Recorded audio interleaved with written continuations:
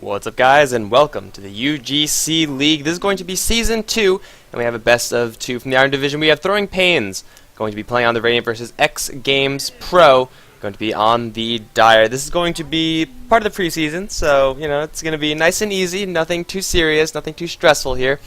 But, yeah, the team should be playing their hardest regardless, because if you're not, then what the hell are you doing with your life? I'm going to be your only caster today. My name is Mikelorus. And, well, let's see if we have anything interesting that's going to be happening this game. It looks like, for now, the lineups are going to be relatively vanilla. With Razor Lycan, as well as Faceless Void Viper being banned out, no team wants to do anything great off of those bans, but suddenly, EXGamesPro kind of throwing a curveball. It's a little bit early to be doing this, but sometimes when you want to run a push strat, you just gotta run a push strat. Jakiro, Death Prophet as their two openers, and you really don't get much more aggressive than this as far as pushing is concerned. Yeah, you could throw in like a Pugna or something early on, but with these two heroes, it is very, very clear what X Games want to do. They want to use Exism, they want to use the constant chip damage of Liquid Fire in order to kill things, mostly towers, and then when they're done with that, they're going to kill more towers until Throwing Pains don't have any more towers to take. There's also a pretty nice Roshan lineup for X Games. Between Exism and Liquid Fire, they'll be able to put some serious hurt on Roshan pretty quickly as well, and pretty safely. So unless Throwing Pains pick up something like a Tide Hunter or anything around those lines, you know, just giant AoE stuff, then there's really not much that there's not much that Throwing Pains could do if X Games just sneak into the Roshan pit. Between Exism and Liquid Fire, it's going to be real tough for Throwing Pains to do anything about that.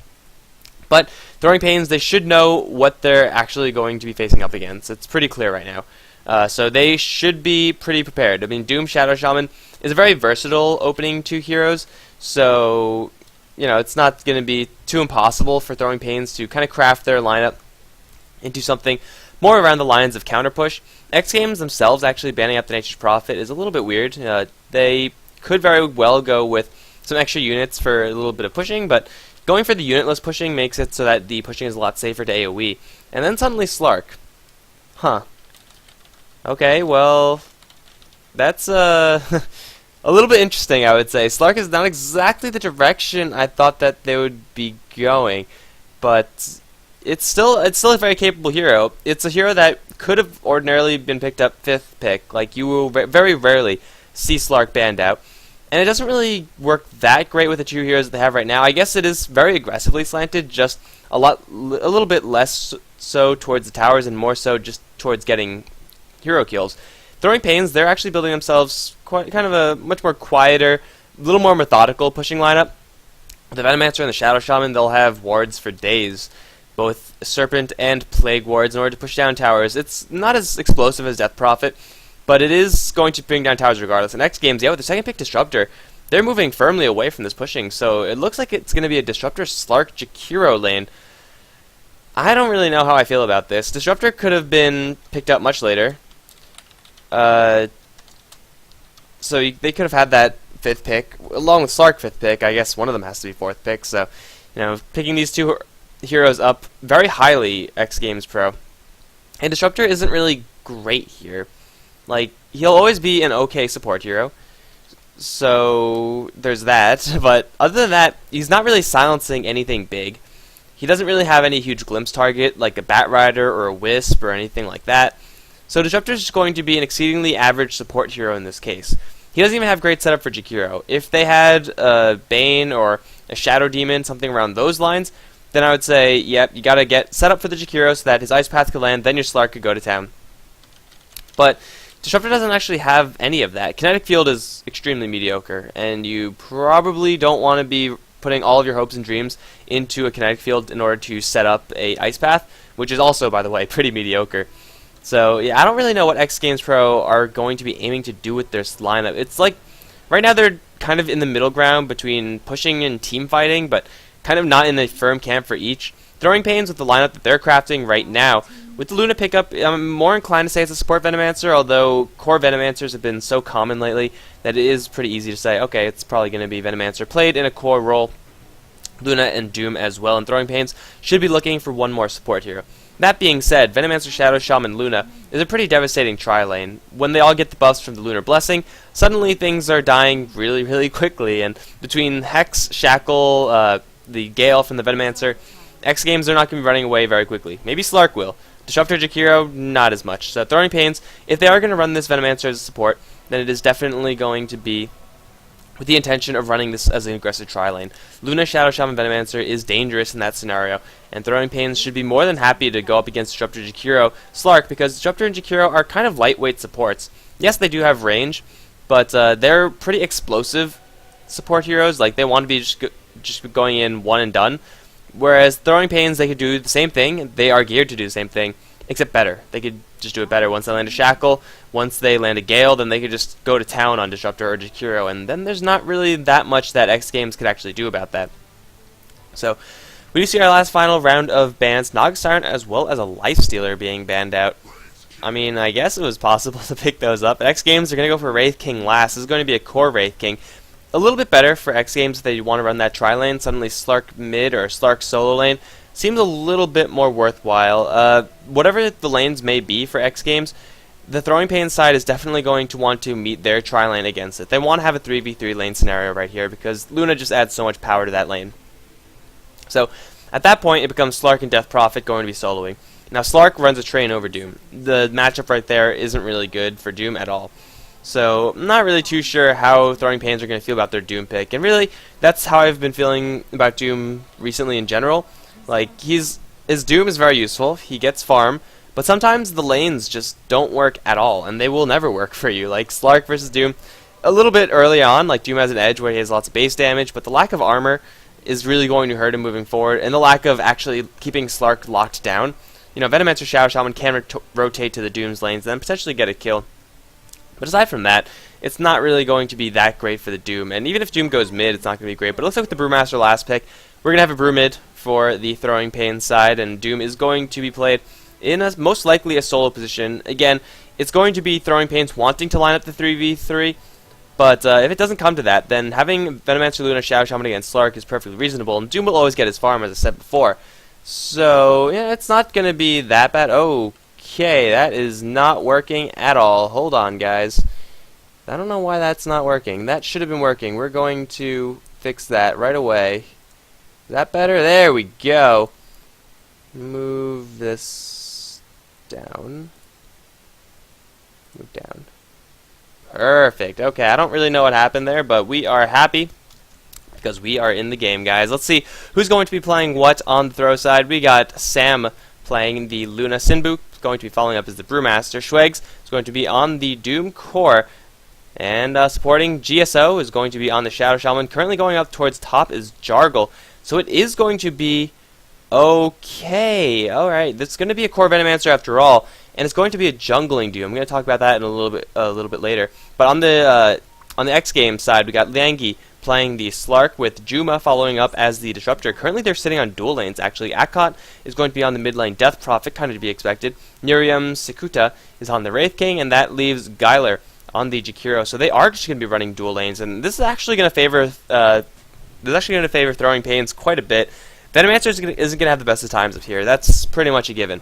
But the good thing is that the Doom, because he is going for such an aggressive position in the game, where he's just going to be jungling and playing extremely passively, there's nothing really much that X Games could do about this. They could send occasionally a support hero, like in the Disruptor, over to the jungle and try to mess with the Doom a little bit, but he won't really be able to get that much done. If X Games were running a tri-lane down here, they could seriously punish this Doombringer. Just sit on him and never ever let go.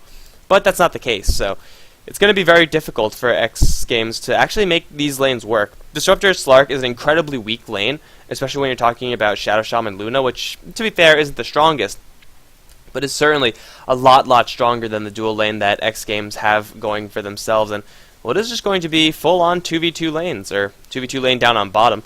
This is going to be in that top lane, is going to be Jargle. All alone up here is, sure, I mean, I guess if you never want to go for a level 1 attempt, I guess Vamp Aura is fine. I mean, it's not... it is pretty terrible. I don't even know how... No, it's bad, guys. Just don't do this, ever. I mean, like, Wraith Fire Blast level 1, there's literally 0 reasons to ever get Vamp over this. Actually, no, there is one reason. If you're going to be jungling Wraith King, that's a reason. It's not a good reason, but it is a reason nonetheless. So this is so far an uninspiring build coming from the Wraith King, and well, Jargle's not being zoned out at all by Gyler. It should be the constant threat of this explosive aggression coming out from these two heroes, which is going to force Jargle to play a little bit further back. But seeing as though that isn't the case, it's probably going to be the Venomancer getting quite a few levels. Those are levels that are going to be reflected on the other end as well. So, gotta keep my eyes on all portions of this map, as First Blood can happen pretty much anywhere in this particular game, such as Commander Schwags dying to the creeps. Always a good start. But taking a quick look at the mid lane, 9 for 2 versus the 8 for 2, kind of par for the course. Like the Death Prophet versus Brewmasters have played out tons of times before, and at the end of the day, it's relatively even as far as who gets the edge in the lane. It really comes down to bottle usage and who gets it with the clap and how many times the Crypt Swarm kills a creep and hits the Brewmaster at the same time. So yeah, mid lane should be more or less of wash. At that point, it's going to be, GSO, who's going to be taking a ton of damage from Juma. I don't know why he's not turning around. He's going to try to shackle up Langi. He will get the kill on the Slark, but it's going to be at the expense of his own life. That's First Blood drawn for them Slark. Oh man, that was incredibly bold coming out from this Luna Shadow Shaman combo, and now Juma is going to glimpse back this Luna. No damage, though, so he can't actually get this kill. Unless Luna decides to turn and fight, which is going to actually put a lot of damage back into the Disruptor. You do not mess with level 1 Lunar Blessing. Plus 14 is legit. Here comes the Hasted Death Prophet, though, and suddenly Luna stuck around for too long. They can chase this one down. One Crypt Swarm is there. They're going to dive the tower, and Sam is not running the correct way to stand any chance of surviving, unless the sick jukes are there. Oh, Akut, you just got juked, bro. Sam's now on the run, but Death Prophet, oh, she gave up.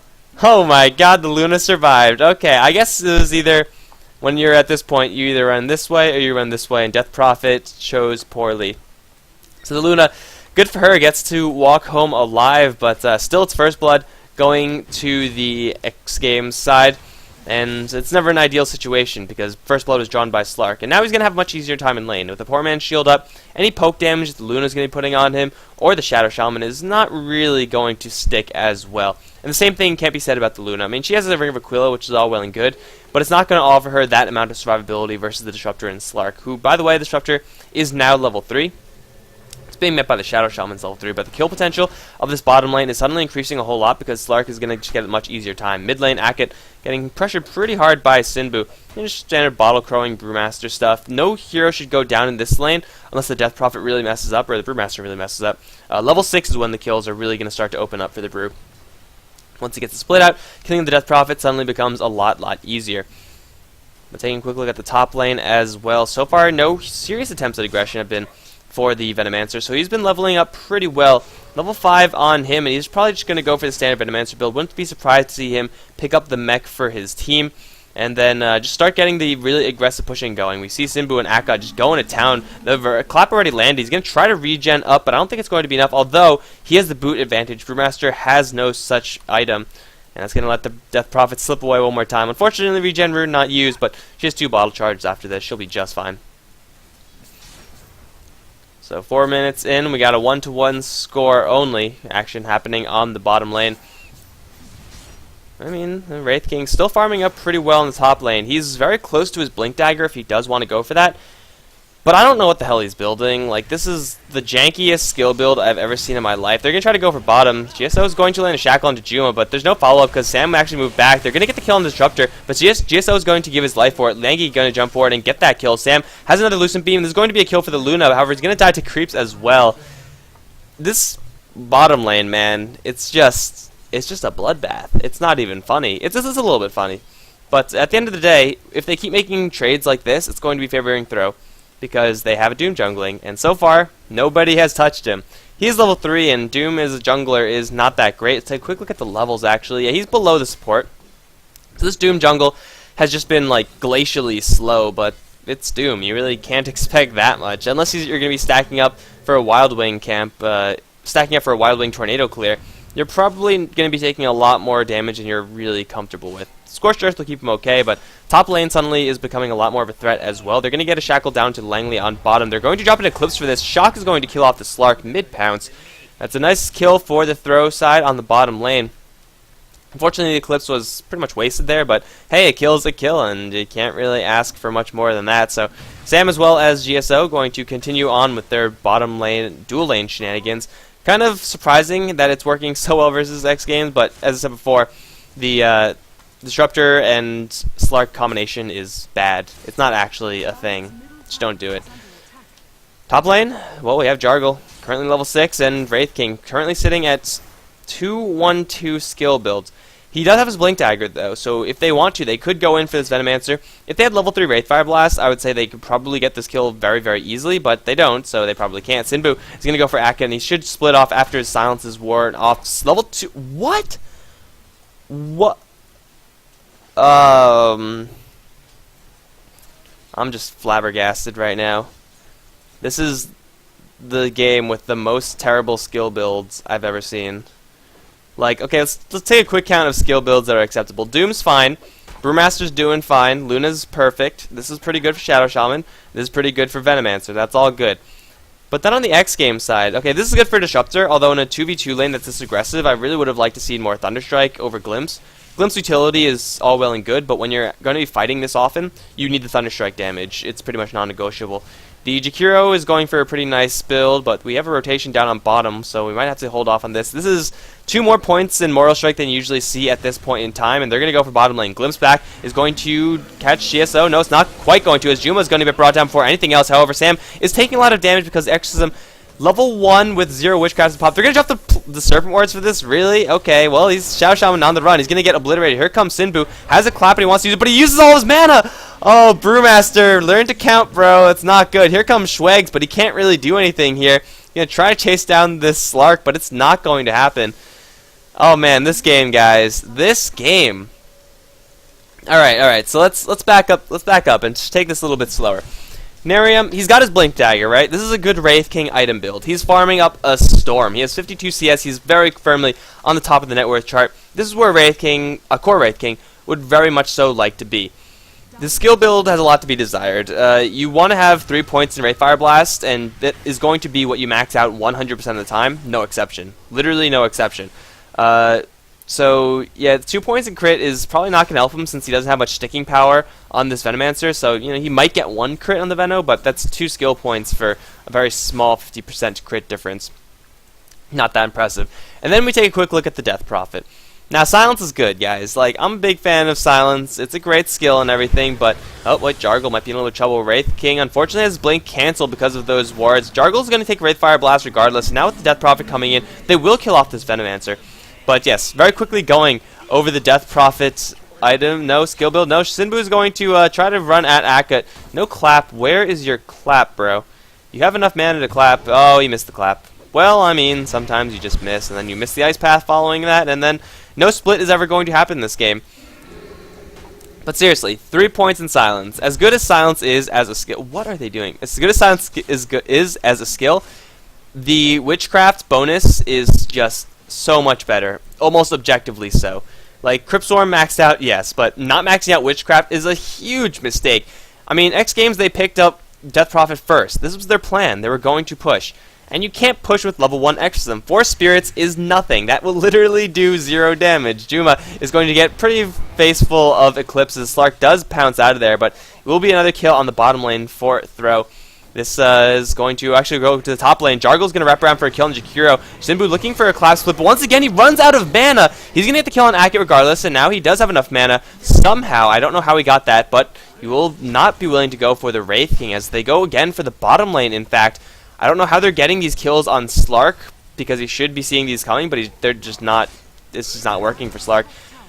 And Brewmaster, Wraith King going to tango with one another. This is going to be Reincarnation. Simbu's going to take Wraithfire Blast, but there's not enough damage to kill him off just yet unless he gets like 2 crits in a row. There's a split, but unfortunately Brewmaster probably can't kill the Wraith King. Jakiro coming in, and well, they might be able to put some serious damage on him, but they can't kill him.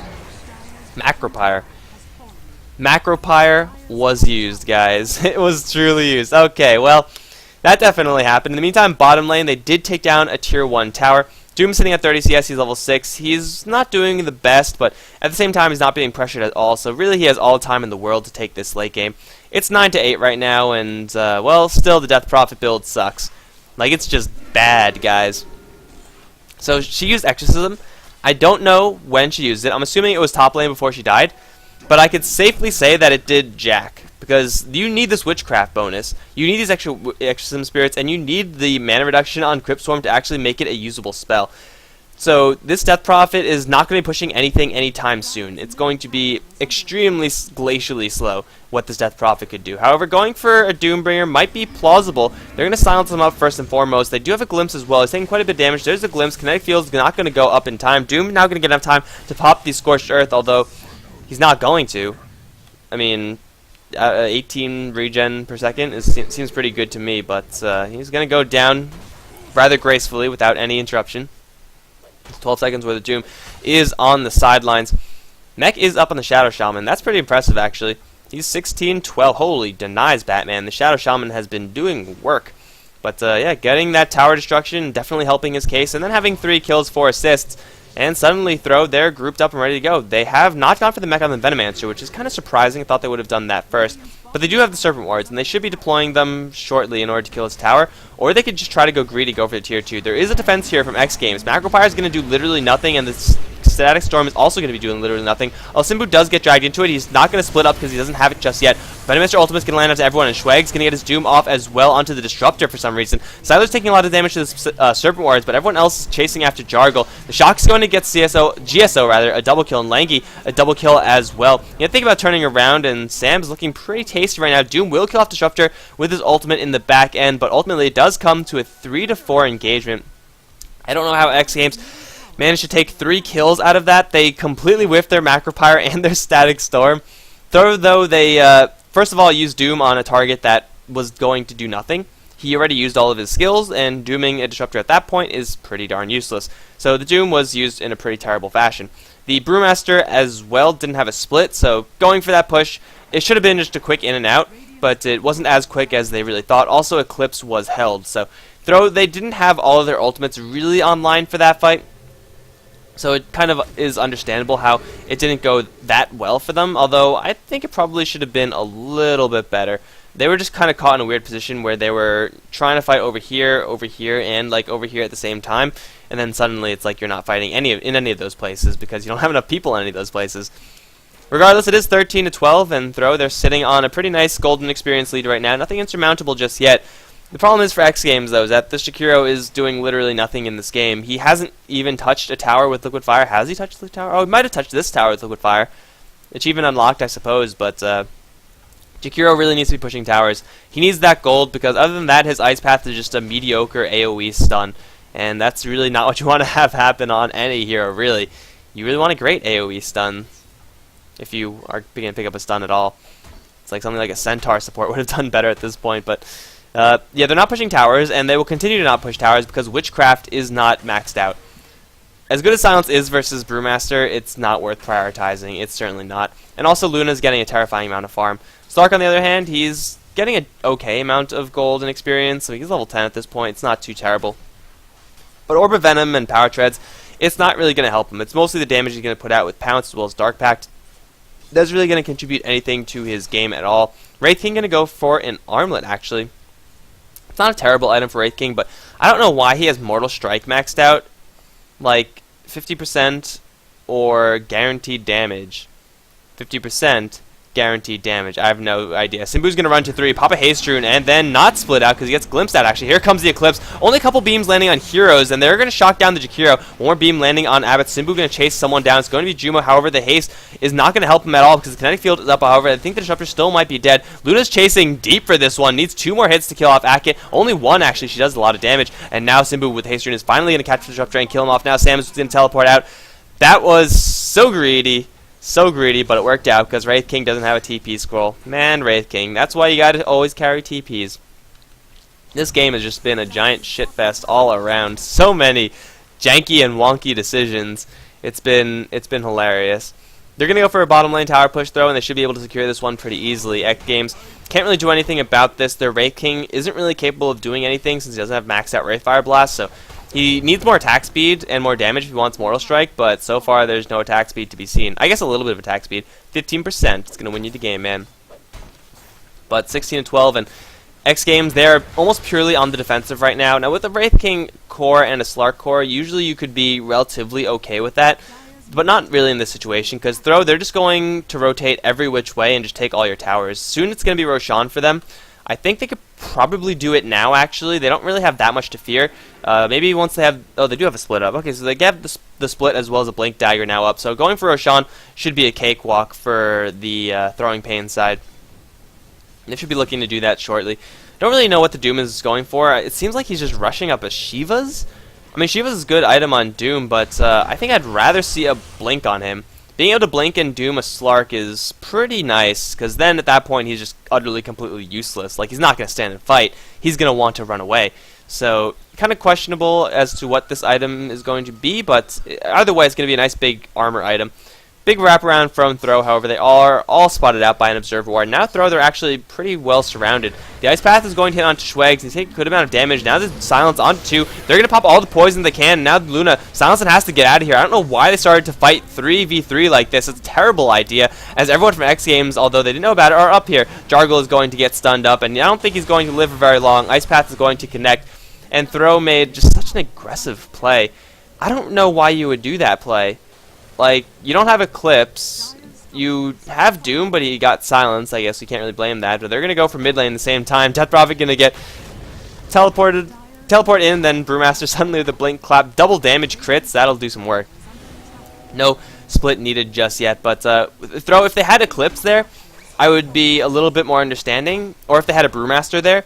But going with just 3 heroes in between these two areas, the tower as well as anyone who's potentially reinforcing just naturally, means that you're going to very quickly be outnumbered and caught in a very narrow choke point. And when you don't have your Luna Eclipse, and when the enemy has an Ice Path that is going to hit pretty much everything, there's not much that you could do there as Throw. So, I mean, they're certainly living up to their potential with that type of play, and we'll see if they continue. Sinbu looking for mid lane. They can't kill off Langi, though. Or they shouldn't be able to. He doesn't have enough mana for a pounce, and he's going to get shackled for a little bit. Where's the Hex? Where's the Hex? They're just shock and hit. I don't know why the Slark was in the mid lane with no mana, but then it doesn't matter because Slark is going to down. In the meantime, top lane, the Jakiro is being chased down by a very angry Doom, and I don't think Doom could do much more except for just chase the Jakiro around in a circle. Jakiro all alone, never a good situation. The rest of the team, in the meantime, dropping Serpent Warriors over towards mid. Simbu's going to get glimpsed out of the kinetic field. Man, this game... Let's just have a round of applause for this game. Nerium's going to jump forward for Sinbu. Mischance crit. I don't know if it's going to be enough to kill him off. He doesn't have enough mana for a split once again. This Brewmaster has had some serious mana troubles. Regardless, the tower's going to take some pretty nice damage from the mid lane. At the same time, bottom lane is going to be taking even more damage. Just Luna's pushing quite fast, I would say. And they're just playing games with X Games at the moment. Like, the mid lane, it's going to survive for now. And Sinbu kind of needs a little bit more. Are they really going to keep Sinbu here? They know that the Death Prophet has a lot of silence, so they shouldn't be doing this unless they're just going to blink split. And that could win a team fight potentially, but I don't see any reason to take that risk since Luna is not going to be here. So throwing pains, they are definitely playing this fast and loose, I would say. They are going to very quickly lose a team fight if Sinbu gets stunned up. They're going to mech him up, and he's at an okay amount of HP. But sitting in Macrofire, not a good way to start, and now he's going to clap split. Now what could he do? Rock is going to be thrown, going to go towards the Disruptor. The rest of the team, though, mostly just going to sit back, because the Brewmaster is mostly on zoning duty right now. This is all to try to get a tier 3 tower. I don't really know if that's worth it. The Gale's going to fly, hit onto Langi as well as Nerium, but yeah, still no damage really being done to the X Games side, whereas Throw, they're taking quite a bit. Brewmaster's going to blink out of there after his split is done, but that split did pretty much nothing. He's going to get glimpsed back as well. He has a clap. Cryptswarm as well as Wraithfire are going to hit him, and he's going to get pounced upon as well. Venommaster ultimate is out as Akkot now pops his ultimate as well. The Spirit's not really doing too much just yet as GSO on the run. Langi is going to pounce forward, going to get himself another kill there. It's actually a mega kill streak he broke. Jargle's going to TP out. In the meantime, bottom lane Raxes were destroyed. I guess that was all just an attempt to draw the attention away of X Games so that Sam could do his job, and well, he doesn't have any drum charges. That Ice Path was nowhere near frickin' anything. The Wraith King does have mana for a blink, so just a blink stun should very easily get this kill. There it is. But they got what they came for. They got the Raxes, and now Schweg, I don't know what you're doing to this Slark. It's not a good idea. Yeah, just hit the range Rax a couple times. They're not going to get this melee just yet. But once they get the Serpent Wards to deploy... Oh, no. No. Please. You're killing me, Schwegs. You're killing me. Okay, we're good. Yeah, so the melee Rax is held from X Games, but they lose ranged Rax. It's not the worst deal in the world, but the fact of the matter is that they couldn't out-split push or out-prepare for this Luna split push. And Luna can continue to do that. She has her BKB. Yes, she does have her BKB completed. So if she does do that again, then she could just turn around and go to town. Not doing too much damage versus the Wraith King in a 1v1 duel, but still more than enough to make the Wraith King think twice about going in for that play. And Throwing Pains, they got the tier 3 tower in the mid lane. So it should be just wait for the cooldowns right now. The only one they have to worry about is the Venomancer ultimate as well as the Doom.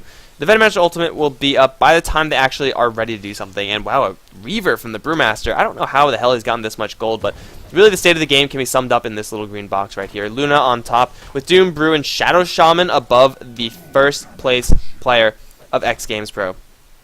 Like this Wraith King does have an armlet, which is all well and good, but all the farm in the world doesn't really help you if you can't actually stick to your targets, and if the targets are magic immune. Farmal Split needs to be up though, so Sinbu's got to manage his mana a little bit better. And I don't know why the Luna and Brewmaster are going up this far ahead of the rest of their team. GSO is nowhere nearby. He really wants another 330 gold though. They're going to use the Eclipse on Jakiro though. They had vision, so they're going to take the dragon out pretty quickly. Nice and easy. Now they're looking for a Blink Clap Split. They do see Juma, and going for the Disruptor should be fairly easy. However, they're still without their Shadow Shaman. This could be a crucial mistake that might cost Throw a little bit of this game, although the Glaive is still bouncing. Akat's going to get blended. Holy crap. Luna didn't even touch him yet, and still these Glaives are just demolishing Akat. Akat's almost dead already. In fact, Juma is going to get the Static Storm out. Who really cares? As Sam, now in the BKB form, is going to go straight for Langi. He's going to hit with the Venomancer ultimate, but still the Rags are taking quite a bit of damage. Brewmaster simply on distraction duty at this point. Death Prophet with her ultimate up is going to send herself into the air, but the Rags have been taken. Where's the Shadow Shaman? He's not even playing with his team. He's like, screw you guys. I have farm that needs to be taken. Now they're going to slide down to the bottom lane. This Luna is just dishing at this point with the Yasha BKB. So early on in the game, they're going to very easily take 2 sets of Raxes. And really, X Games, they couldn't pose any sort of defense. Schwegs is going to get stunned. Probably is going to get killed right here. But even if they kill the Luna, even if they get every single one of Throwing Pain's heroes, 2 Raxes down, and it's GG. Like, you cannot come back from 2 Raxes down this early on in the game. You would need Throw to single-handedly just walk themselves into your base one at a time, repeatedly, to overcome this. The XP advantage not as large as the gold advantage, but the gold advantage is huge. 20k in favor of Throwing Pains with a 2 Rax advantage 23 minutes in. Now, I would say 1 Rax is almost a death sentence for any team this early. 2 Raxes is most assuredly so. So X Games are still going to fight it out, but it's mostly a formality at this point. Venomancer is going to very quickly respawn, and well, 65 seconds off of the ultimate for him. Doom with the minus armor from the Assault Cuirass, also helping the Luna to shred those towers. I really Throw with the awkward laning stage. I didn't think that they would be going for this much of an aggressive play. But when you do have a Luna with a Ring of Aquila as well as a Shadow Shaman, you are able to make these Death Ball pushes. That's exactly what they're going to go for. They're going to go for Gyler one more time, who's going to stand still and accept his fate. Jakiro did literally nothing to try to get himself out of there. Now GSO in a little bit of trouble, but he was going to be just fine. Brewmaster is going to survive as well. It should be everyone from Throw just going to be going up to the top lane. They're not going to use Serpent Wards for this tier 2 tower, but Serpent Warding this tier 3 is going to force X Games' hand. And that's going to be a forced move that X Game actually probably can't defend. They have to take a fight outside of their base and really catch Throw off guard. If they silence the Brewmaster and kill him off before he gets a split off, then I could see X Games taking a nice fight and defending for a little bit. But still, they're going to have to worry about 2 Raxes down.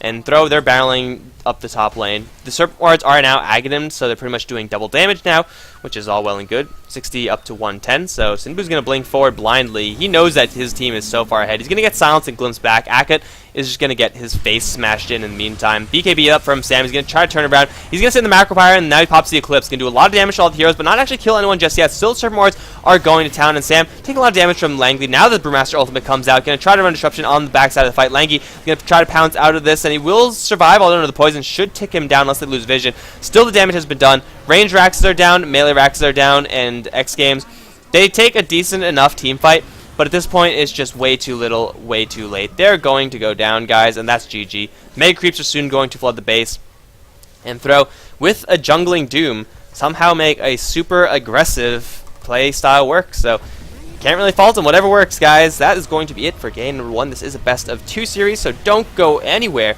because we're going to see these two teams duke it out one more time, and hopefully, cross your fingers, the skill builds are going to be a little bit better. Thanks for watching, guys. I'm Mikelorus. I'll be right back with game number 2. Hopefully that wasn't too loud. I'm sorry.